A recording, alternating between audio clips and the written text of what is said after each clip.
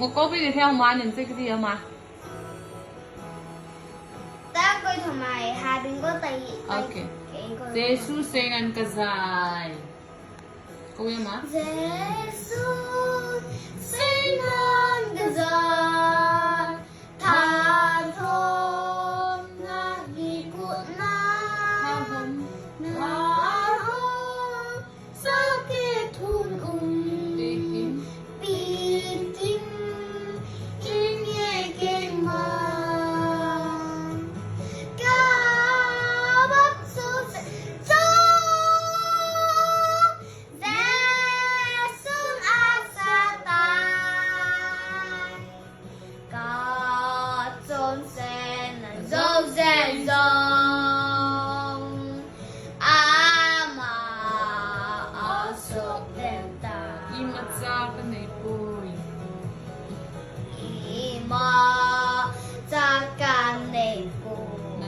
Haokip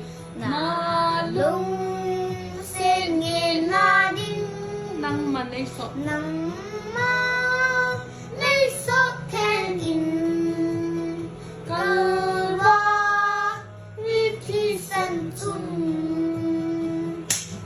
ca bắt ra sa sun ha sa tai ca son sen na son sen son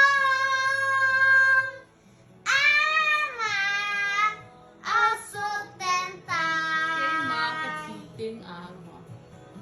Khi mà các thi tế à cả gạo bàn cam đê Jesu hết xa in gây hoa gân hung ta đình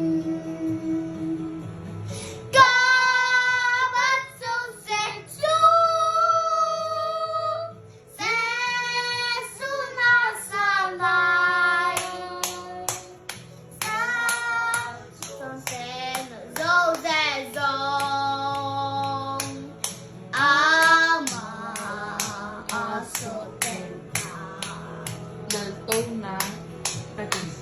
Lhungdim Thangkhohao